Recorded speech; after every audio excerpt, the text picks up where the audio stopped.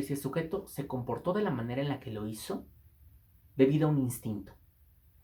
El instinto pareciera que es como algo bastante salvaje, ¿no? Como algo que el sujeto realiza de manera innata. De hecho, si no mal recuerdo, y aquí no me creas mucho, si no mal recuerdo, Immanuel Kant, ¿no? Considera al instinto como una idea innata, ¿no? Algo con lo que naces. Entonces, eh, este instinto, ¿será acaso lo que tendencia que el sujeto se comporte de la manera en la que lo hace? Y si es así, cuando descubrimos al instinto como, como origen del comportamiento, se le ve a este también como una anomalía, ¿no? O sea, el sujeto tiene un instinto criminal. ¿Qué hacemos con eso? ¿Es corregible? ¿Se puede modificar? ¿O no se puede modificar? ¿Qué es lo que me dice psiquiatría? La psiquiatría que te va a decir, oye, pues lo que yo tengo claro es que al menos esto es patológico. O sea, esto es una enfermedad. Que el sujeto se comporta de esta manera, lo es. Pero aquí es necesario entonces que se lleven a cabo teorías mucho más amplias sobre qué es el instinto y cómo es que éste va a evolucionar para poder entonces ver cómo, cómo lo explicamos. Y aquí, por ejemplo, ya más adelante va a surgir el discurso psicoanalítico. El discurso psicoanalítico de Sigmund Freud va a introducir el concepto de pulsión, las pulsiones de vida, las pulsiones de muerte, las pulsiones de vida, de conservación del sujeto y las pulsiones de muerte que van por todo aquello que sea mortífero y aunque está relacionado con el dolor, con todo aquello que hace que el sujeto no se la pase muy bien. Pero en el concepto de instinto, ¿no? Como de algo innato, también va a estar por ahí. Freud va a hacer una diferencia entre el instinto y la pulsión para tratar de entender cómo los sujetos se comportan de la manera en la que lo hacen, pero el instinto como tal, si lo tomamos como algo natural, y si se da por hecho, o el peligro de dar por hecho que la criminalidad es instintiva, entonces nos haría pensar que ya no se puede hacer nada con el sujeto. O bien, que lo que tendríamos que hacer sería propiciar que haya sujetos con un instinto disminuido de criminalidad o de patología en general. Y esto, el tener individuos con una patología disminuida, suena a una selección artificial, ¿a poco no? Una crianza muy cruces, como si fueran chicharitos, tal cual de los experimentos de biología, que se junten, se crucen para obtener las mejores características. Y esto fue la eugenesia. ¿Ok? La eugenesia como movimiento buscó preservar lo mejor de la especie, ¿no? Que los guapos solo tuvieran hijos con los guapos para que todos los que nacieran fueran guapos. Que los guapos tuvieran hijos con los inteligentes para que fueran guapos e inteligentes. Pero además guapos, inteligentes y sanos y todo esto, ¿no? Así que poder mantener este bienestar eugenésico, ¿no? Si te interesa este tema, búscale en Google ahí qué fue la eugenesia. Eh, Nos permite ver también un intento más de la domesticación de lo salvaje y que es otra estrategia del dispositivo de poder, otra gran tecnología de corrección y de normalización de los instintos, ¿no? Y esto, pues de esto básicamente se va a tratar el psicoanálisis. Michel Foucault va a enfocar el problema de estos individuos peligrosos y como ya te mencionaba, se enfoca a tres, ¿no? Los monstruos que hacen referencia a las leyes de la naturaleza, los incorregibles, de quienes se encargan los dispositivos de domesticación y los onanistas. Los onanistas, que es esta relación masturbatoria que tienen los sujetos. Toma en cuenta también que Michel Foucault se va a meter muchísimo con la sexualidad. De hecho, le va a dedicar 3 libros a esto. Historia de la sexualidad 1, 2 y 3.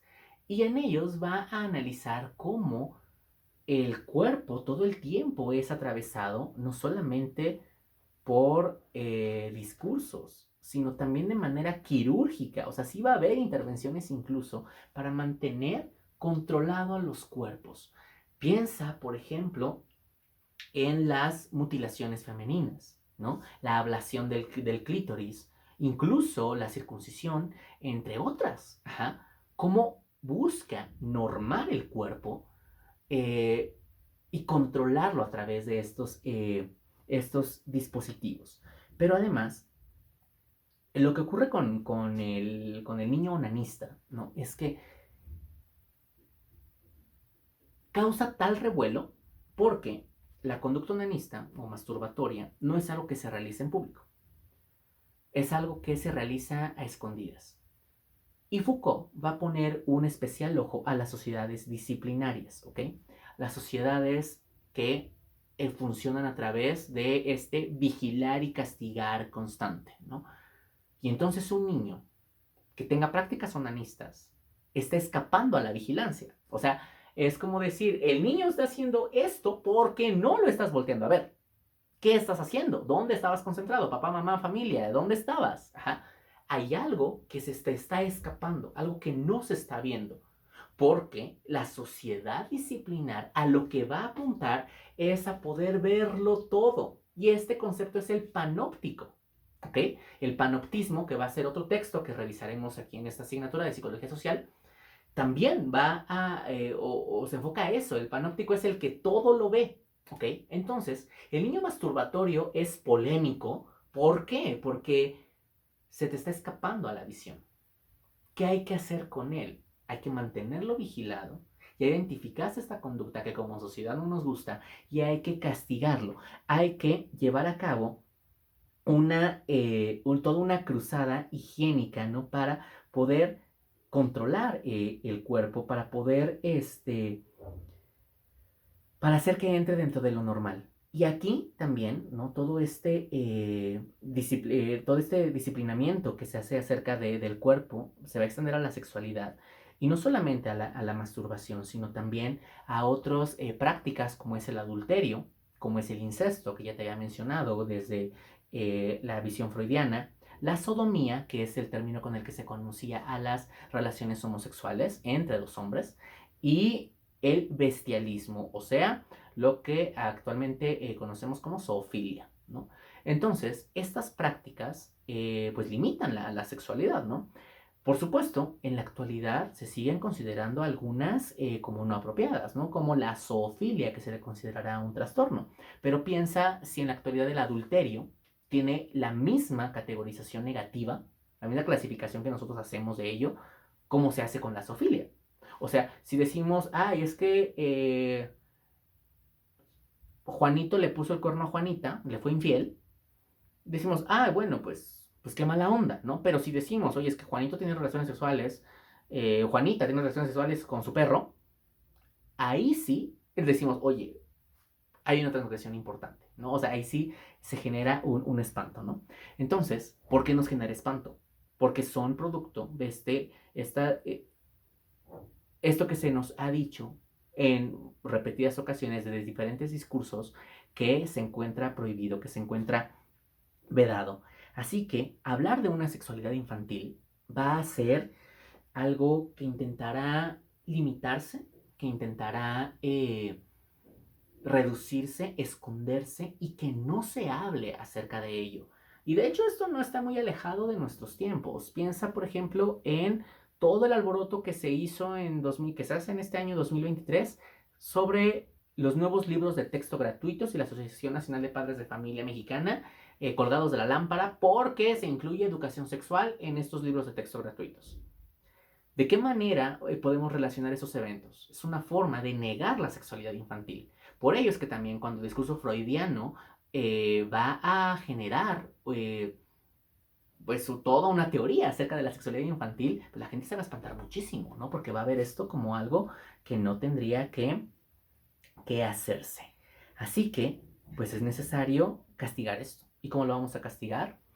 Identificando cuando el sujeto lo transgrede. Y una forma de hacerlo es mediante la confesión, ¿no? O sea, el dispositivo religioso, ¿cuánto no hace? O sea, piensa en la gente que tal cual agarra látigo, digo, no sé cómo se le llame dentro de la religión, pero que se golpea, ¿no? Y que dice, por mi culpa, por mi culpa, por mi gran, gran culpa. ¿Qué está haciendo con el cuerpo? Lo está lacerando, está castigando el cuerpo. Entonces, esto aparece de forma constante para dar cuenta de lo inadecuado que tiene que hacerse y poder entonces dirigir las conciencias y dirigir los cuerpos desde diferentes dispositivos y por supuesto también que el dispositivo psiquiátrico en la entrevista psiquiátrica también va a tener un atisbo de, de confesionario, ¿no? Por ello es que nosotros como psicólogos tenemos que pensar qué tipo de espacio, qué tipo de escucha estamos generando dentro de la consulta. Si queremos que ésta sea un espacio de confesión para que el sujeto nos diga y lo corrijamos, o en qué lo queremos convertir. Eso es como para que lo reflexionemos, ¿no? Y sobre todo también, qué tanto de nuestros discursos sobre el poder, qué tanto sometimiento hemos tenido a ellos y qué tanto lo hemos asumido, están de manifiesto en el tipo de atención y escucha que impartimos como psicólogos. Por ejemplo, con la sexualidad infantil. Por ejemplo, con el adulterio. Por ejemplo, con todo esto, con la criminalidad. ¿Qué pasa si llega a tu consulta un feminicida? ¿Qué pasa si llega a tu consulta alguien que tiene zoofilia? ¿Qué pasa? ¿Cómo reaccionas? ¿No? Entonces, para ello es importante reflexionar sobre todo esto, ¿no? Sobre la monstruosidad, ¿no? Que ya lo hablábamos, que es lo que transgrede la naturaleza. Y que también la idea de monstruosidad, ¿no? Nos lleva a pensar en lo desviado, ajá, en aquello que está muy fuera de la norma. Es una irregularidad, pero también lo monstruoso se utiliza para designar algo que escapa en gran medida. Piensa, por ejemplo, en el monstruo de Catepec. Ajá. Este asesino, confeso, ¿no? Que llevó a cabo crímenes horribles, ¿no? En este lugar. Se le llama de esta manera porque porque rompe por completo con lo esperado, con la norma, con esta idea de que la naturaleza es buena y que por tanto el sujeto podría ser bueno por naturaleza. O incluso la idea de que el sujeto es empático, ya no que sea bueno, que sea empático, ¿no? No lo hay. Entonces, el monstruo es, nos dice Foucault en su texto, el monstruo es, en el fondo, la casuística necesaria que el desorden de la naturaleza exige en el derecho. Es así que el monstruo, el ser en quien leemos la mezcla de dos reinos, la presencia del animal y de la especie humana, se constituye en un enigma y una perplejidad en tanto que nos remite a la infracción del derecho humano y del derecho divino. O sea, es tal cual pensar que hay más de animal, tal vez, en ese sujeto que de humano. Es por eso el espanto gigantesco que genera la monstruosidad. Por otro lado está el incorregible, aquel que se le puede cambiar, aquel que es... este sujeto es más reciente que el monstruo, ¿no? Digamos que lo monstruoso viene pues incluso todavía de la incapacidad de poder atender de manera adecuada aquello que escapaba a los límites de lo normal. Pero lo incorregible es aquel que por más ya que se pusieron diferentes estrategias para corregirlo, como puede ser el dispositivo escolar, el dispositivo académico, el dispositivo médico, los talleres, todo, las familias, el que te regañe tu abuelita, etcétera. A pesar de eso, no se logra. Porque todos estos lugares que te acabo de mencionar, familia, escuela, taller, hospital, familia, la casa, etcétera, son instituciones que van a generar subjetividades específicas, que van a hacer que incida la norma sobre los sujetos y que están ahí para mantener también el bien común y que también están ahí para poder vigilar. O sea, ¿quién vigila en la casa? Los padres. ¿Quién vigila en el hospital? El médico. ¿Quién vigila en la escuela? El maestro. ¿Quién vigila en la fábrica? El jefe. O sea, hay todo un dispositivo de vigilancia y entonces el incorregible es aquel que tiene malos hábitos. Aquel eh, que no... que no construye a la sociedad, ¿no? Y ejemplo de esto podemos pensar en el vandalismo, podemos pensar incluso en las toxicomanías, o sea, en aquellos que consumen drogas, ¿no? ¿Por qué? Porque en este hilo mental, ¿no? Que la gente puede tener en cómo puede pensar es una persona con toxicomanía, es una persona que se droga, va a devenir ladrón, va a devenir criminal, va a ser algo drogado, es que está drogado, qué miedo, y entonces hay que huir de él porque no se controla, ¿no? Por eso también da bastante miedo, y además es que drogado o borracho, ¿qué va a hacer? Puede llegar a matar a alguien, o sea, hay un montón de miedos, ¿no? Asociados a la idea de lo incorregible, ¿no? También la idea de aquel que puede ser perverso, aquel que puede abusar, aquel que puede violar, aquel que puede secuestrar, ¿no? Eh, Esto entonces, ¿cómo lo podemos distinguir? O sea, lo monstruoso está muy anclado en la naturaleza, muy anclado todavía en lo biológico, como te ponía el ejemplo de la hermafrodita, ¿no? Pero el incorregible tiene que ver con el hábito, o sea, ya no hablamos de el cuerpo y la naturaleza, sino los actos que realiza el sujeto y que por más que se le ha tratado al sujeto de encauzar, este no se deja o no se logra. Y como no se logra, ¿qué hay que hacer con él? Encerrarlo. Ajá. Este encierro se va a dar ¿dónde? En la cárcel. ¿En dónde? En el hospital psiquiátrico, en el manicomio, ¿no? Eh, Porque no hay forma de poder lidiar con él. ¿Y por qué se les encierra? Porque se les considera potencialmente peligrosos. Si tú los dejas fuera, el sujeto va a hacer algo en contra de la sociedad y entonces se generarán así lugares para poder corregir a toda la gente que sea anormal. Son dispositivos de control característicos de la modernidad y se buscará en ellos poder rectificar. La idea del hospital psiquiátrico es tenebrosa para muchos, ¿no? O sea, cuando pensamos en hospital psiquiátrico pensamos en gente amarrada, en choques eléctricos, en torturas, en cosas horribles. ¿Y por qué pensamos en eso? Pues porque era cierto. Porque que se logre o que se haya logrado, ¿no? Incluso pensar que las personas con algún trastorno psiquiátrico son sujetos de derechos humanos, es algo muy reciente. De hecho, se atribuye también a Pinel que haya un cambio en la manera en la que, Philip Pinel, en la manera en la cual se trata a los enfermos, que se les pueda dignificar. Fue un cambio de actitud porque él buscó liberar a los enfermos tal cual de las cadenas con el que se les amarraba, a los enfermos mentales. Él en su Tratado de la Locura, en el texto que él escribe, clasifica las enfermedades mentales en 4 tipos, como manía, melancolía, idiocia y demencia, ¿ok? Y explica su herencia, explica su origen, perdón, por la herencia o bien por influencias ambientales. Y esto nos lleva a un debate que se tienen todavía en la actualidad, ¿no? De qué es más relevante para poder entender los trastornos mentales. Todo lo que se hereda, la parte genética, o bien el medio ambiente en el cual se desarrolle el sujeto. ¿Qué tiene más peso? ¿Naturaleza contra crianza o naturaleza frente a ambiente? ¿No? Son estas dos posturas antagónicas que tratan de dar una explicación. Pero más allá de la explicación es necesario establecer teorías que intenten curar, ¿no? Y es aquí donde igual se analiza en el curso de Michel Foucault las aportaciones de Charcot, ¿no? Charcot es aquel que utiliza la hipnosis como una estrategia de cura. Ajá.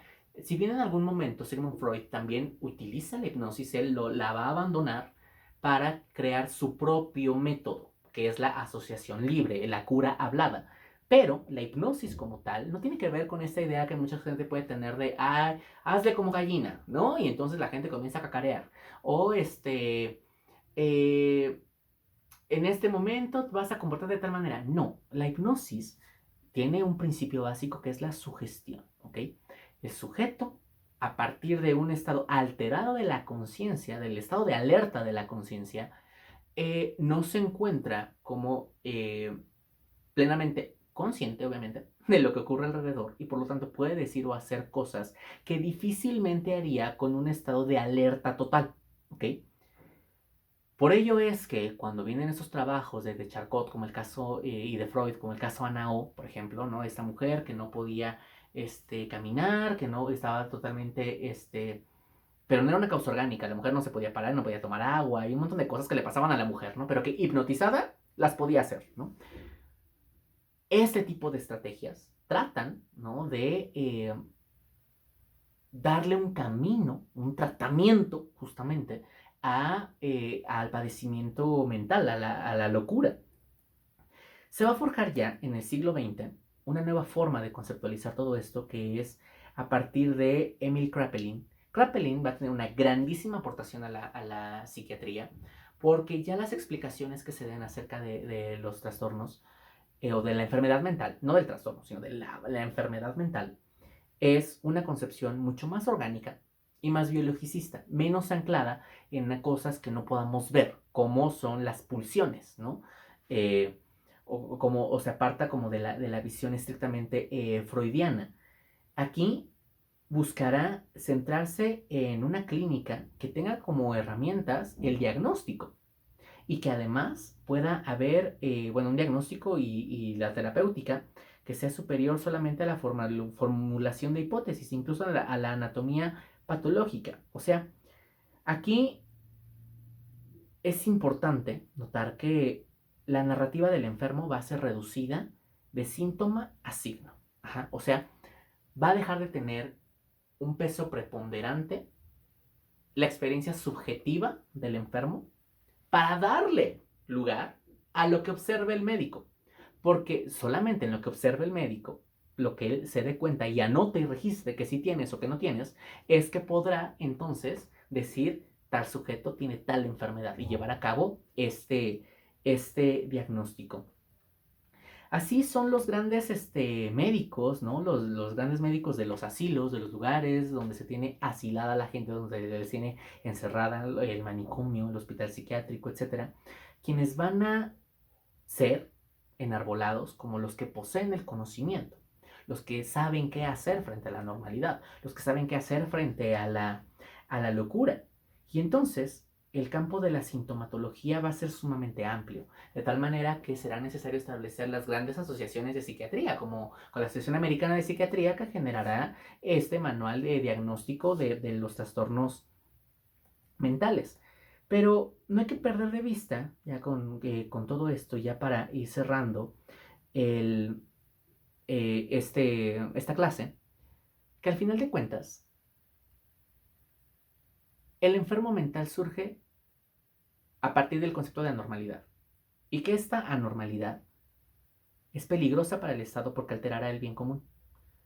Altera el bien común por su extrañeza, por la idea de peligrosidad, por la idea de que algo nos va a hacer y que se vierte sobre ello un rechazo. Como sociedad, ¿qué hacemos frente a la anormalidad? Apartarla, recluirla. Desde esta asignatura, que es psicología social, hay que llevarlo a ver cómo apartamos a aquellos que consideramos anormales. Quizá ya no de manera tan categórica nos enfrentamos a la anormalidad como en los tiempos en los que describe Foucault, ¿no? El monstruo, el incorregible o el onanista. Pero nos enfrentamos a la anormalidad con aquellos cuerpos que no entendemos, aquellos cuerpos que nos resultan extraños, como puede ser cuerpos más grandes, cuerpos más pequeños, cuerpos con discapacidad, experiencias distintas, gente que nos puede parecer ajena, ¿no? Retomamos estos conceptos del endogrupo y el exogrupo. Y finalmente la idea de normalidad se va a anclar en el imaginario social, en el imaginario colectivo. Pero ¿cómo la utilizamos? ¿Cómo hacemos que ésta se perpetúe? ¿En qué momentos de nuestra práctica aparece? ¿En qué momentos la detectamos? ¿Y qué hacemos con él? ¿Cuál es el afán de nuestro ejercicio como psicólogos? ¿Es diagnosticar, categorizar para luego domesticar? ¿O para que el sujeto haga otra cosa con todo eso que le acontece? Como decíamos hace un rato, con Kraepelin le quitamos poder al síntoma para dárselo al signo. O sea, reducimos la experiencia subjetiva del enfermo para dejarle el poder al médico o bien al psicólogo, ¿no? En este caso. Pero hay que ver que pues, se puede tener una idea muy romántica de la psicología, de que el objetivo es ayudar a las personas. Pero hay que tener muy, muy, muy en cuenta que muchas veces cuando estamos haciendo esto, no lo estamos haciendo más que en los términos de la reproducción de lo normal. Hacer que el sujeto funcione y se adapte. Y que muchas de las terapéuticas de la actualidad hacen eso. Pensemos muchas técnicas conductuales que se llevan a cabo con niños, muchas técnicas conductistas. Incluso la terapia cognitivo-conductual también puede hacer que justo se detecte el pensamiento irracional para volverlo racional, para que entre otra vez, ¿no? Para poder corregir. ¿Será acaso que la felicidad de los sujetos o el bienestar de los sujetos está directamente relacionado con ser correcto? ¿Cuál es el pensamiento correcto? ¿Cuál es la forma de vivir correcta? Porque en estos casos, el monstruo, el incorregible y el onanista, y si lo abrimos más en la actualidad al enfermo mental, no son categorías, son personas. Hay un sujeto detrás. O sea, el niño onanista no solamente es el niño masturbador, es Pedrito Pérez, que tiene una visión del mundo, una forma de ser, una personalidad, y hay que entender de qué manera se construyó él como sujeto, de qué manera los discursos de poder le han atravesado, cómo te han atravesado a ti, cómo atraviesan tu ciencia, cómo atraviesan lo que haces y qué haces con todo ello, a dónde lo llevas. Hay que, o invito a la reflexión, ¿no? A que más allá de ver enfermos, más allá de ver anormales, veamos personas. ¿Qué hay detrás de ello? ¿Y qué podemos hacer para que este sujeto haga algo con su singularidad? Muy bien, chicos, acá dejamos entonces este tema de los anormales de Michel Foucault. Espero te haya sido de utilidad y pues nos vemos en una siguiente clase. Cuídense mucho y adiós. Yo soy el profe Abraham Hernández. Adiós.